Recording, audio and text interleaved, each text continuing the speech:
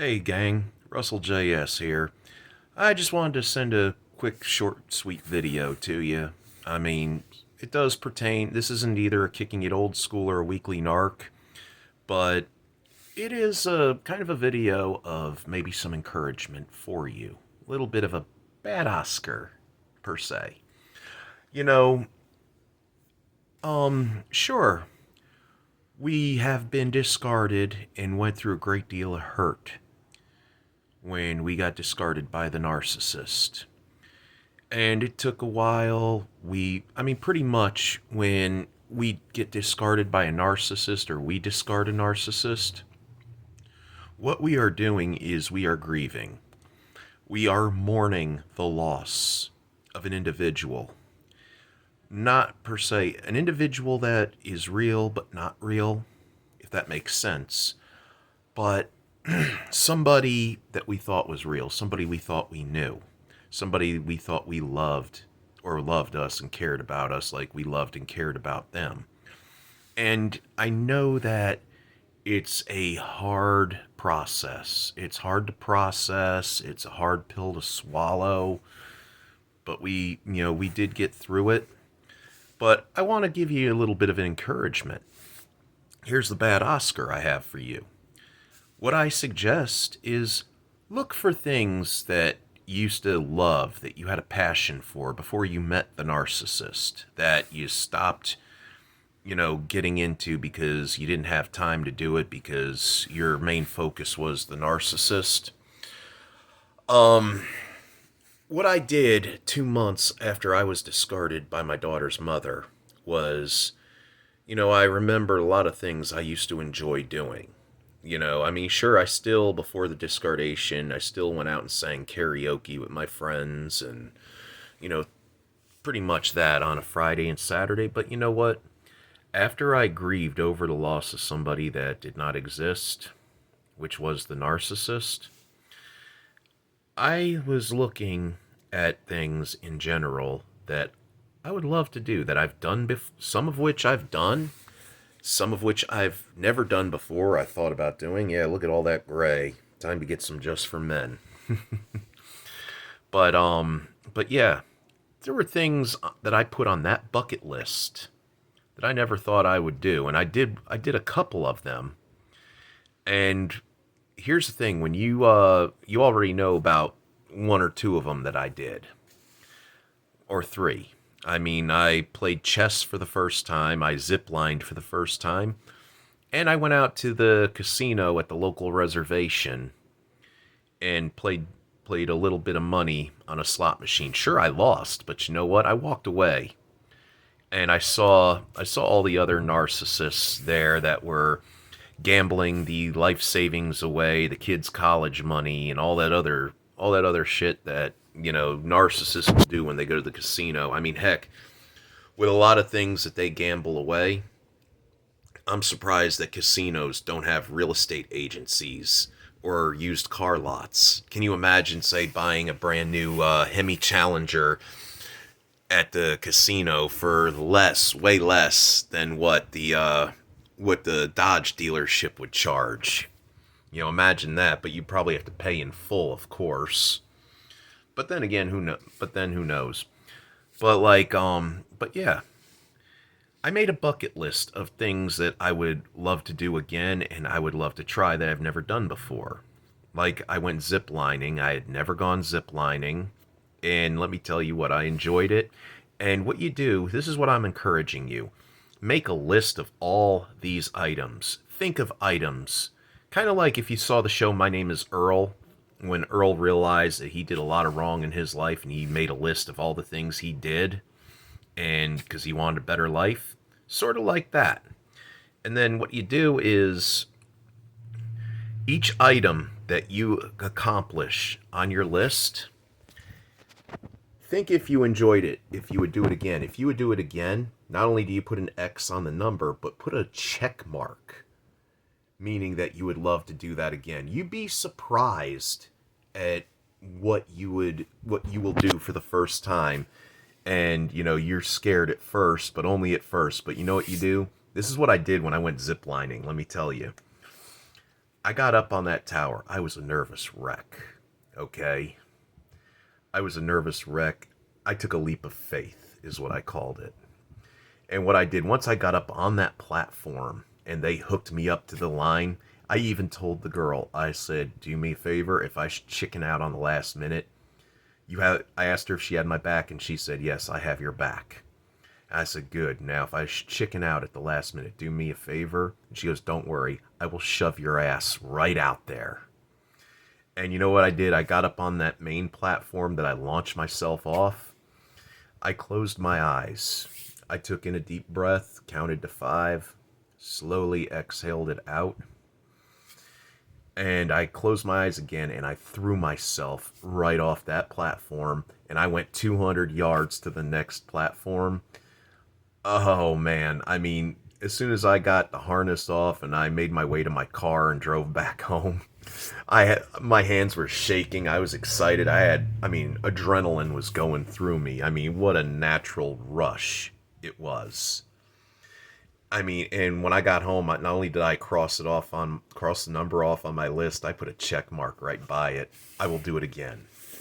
I want to, and other things that you don't have to put on a bucket list, but I encourage some of you take up a hobby of some kind. Like, I don't know, go to like an art store where they sell, stuff like, say you want to, start off with a sketch pad and learn how to draw like figures or something like that. Or buy model battleship kits, get the glue and everything you need to build the thing, and just take your time, get jigsaw puzzles. You sit there at a table, finding pieces, I mean, when I played chess for the first time, I was sitting there with my buddy. We were playing chess at a restaurant while singing karaoke.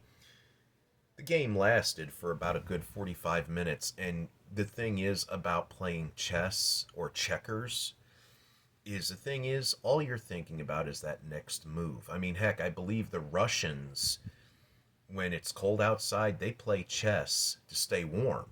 Because you know what? You're thinking about that next move. You're thinking about, what am I going to get a checkmate, or is he going to get a checkmate? I mean, it was very relaxing, and I'm watching videos on how to be better at it, and I'm watching videos on playing backgammon and shut the box. And you know, I can't even put into words how relaxing it was. I mean, here's what I'm thinking. Here's what I'm saying. Like, do something that you normally didn't do before you met the narcissist, or get into things that you did. Like, I played guitar. I played guitar for a while, and I was kind of on again, off again with it. And for several months now, I've been playing and practicing. I've so far learned about 20 songs. And I'm thinking about finding a place where they do open mic, and play for people. Try something different than karaoke. But but yeah, make yourself a list of things. Summer is right around the corner. Okay, I mean, go down to, if you have a beach in your area, go down to the local beach. Look for those booths where they have for like parasailing,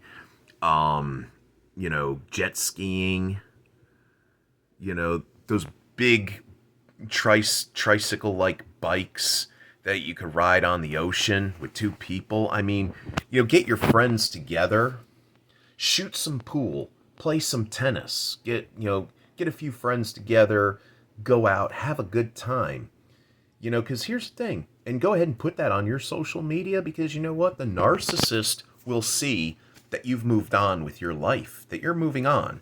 And you know what? They're going to see, I mean, their ego will diminish. Don't even worry about what the narcissist is doing. Worry about what you're doing.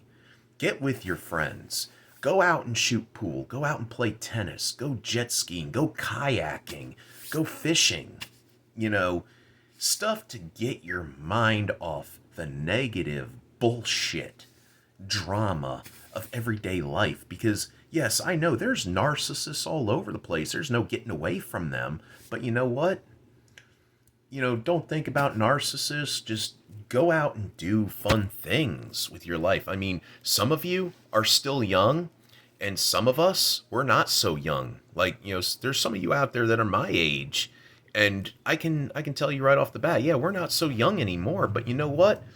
We could live life. We can enjoy life.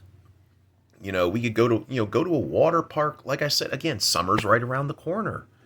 There's going to be barbecues. I mean, if you get invited to somebody's house for a barbecue like Memorial Day or 4th of July, I mean, seriously, make your way. If, go ahead, bring stuff that you're going to need, like BYOB, bring, whatever you want to drink, bring an entree or something like that. And, just go out, have fun, just enjoy.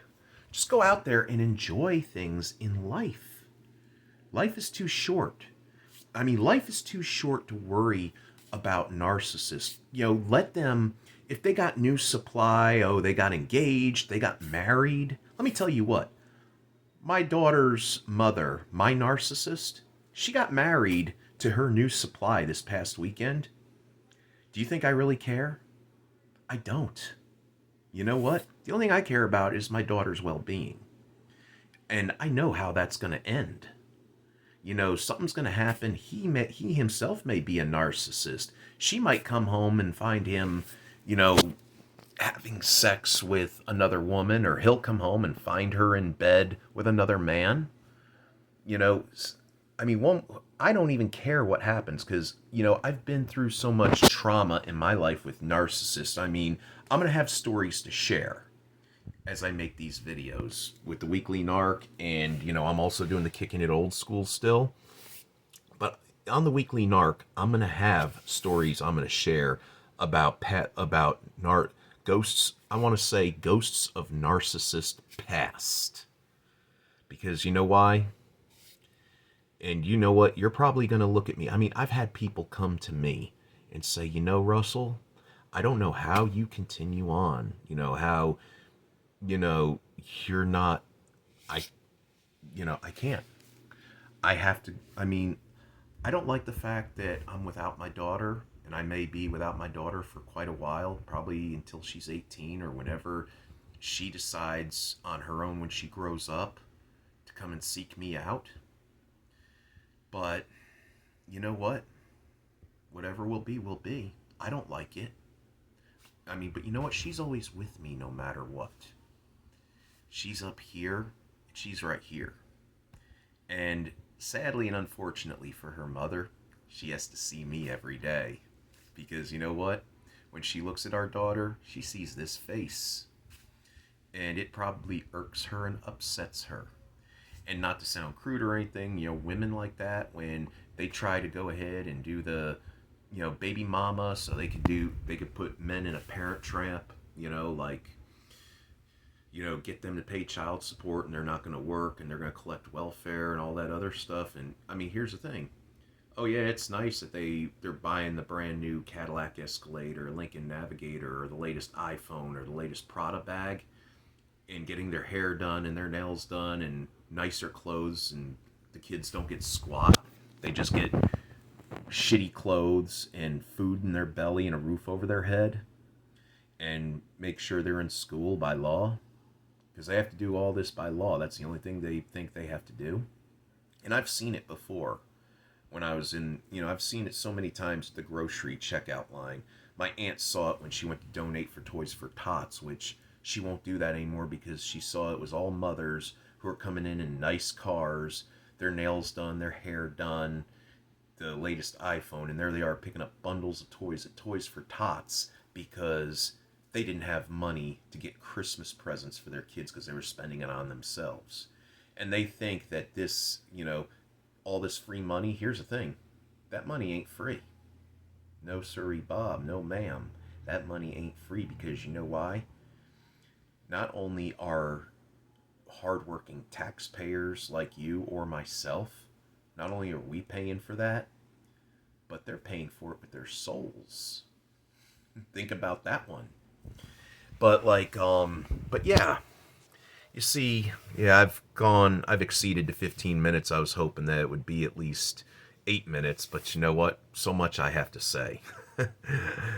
But yeah, seriously. I know I do have a tendency to come off base, but I have a lot to say each time I do a video. But seriously, find yourself hobbies. Make a list of things you would love to try out one time, and you'd be surprised how many times you want to do it again. And, take time away from social media, even during your week. I mean, go to learn, take Pilates, take yoga. Maybe go to I'm getting ready to get my pool stick out real soon and start shooting some 8 ball at the local pool hall. I mean, do things like that on a weekday after you get off work. Just, come home from work, take your shower, eat a meal, relax for the rest of the day, and just go down to the pool hall for about an hour, shoot a few games of pool just to ease your mind, play some pinball, play, just, and maybe on a Saturday, go to a park, bring yourself a small little lunch thing, make yourself a sandwich, put a few snacks in there, maybe a bottle of water and a can of Coke or something like that. And, just sit under a tree, read a book, go bike riding, go jogging. I mean, put your mind at ease. Get your life at ease. Clear your head. I mean, look at this, think of the surroundings. You could hear the birds singing, the wind blowing, the water on the tide crashing. I mean, just, take yourself away from social media. I mean, if you were to go out there and do like the stuff I'm telling you to do, you might go ahead and take a look and think to yourself, I don't constantly need Facebook and Twitter and Instagram or TikTok to entertain me. There's a world out there to entertain you. Like I said, shoot pool, play tennis, find somebody to play tennis with, somebody to shoot pool with, like do that for an hour. You'd be surprised. Well, that's all I have to say for this video right now. If you're new to the channel, remember to, if you enjoy the content, please hit a like. Feel free to subscribe. Leave a comment in the box down below and ring the bell for notifications for more content. Well, this is your old pal, Russell J.S., wanting to wish you all, as always, Godspeed. May the force be with you always. And also, many blessings to you and your families. I love all you guys, all 45 of you. Many blessings to all of you. Namaste.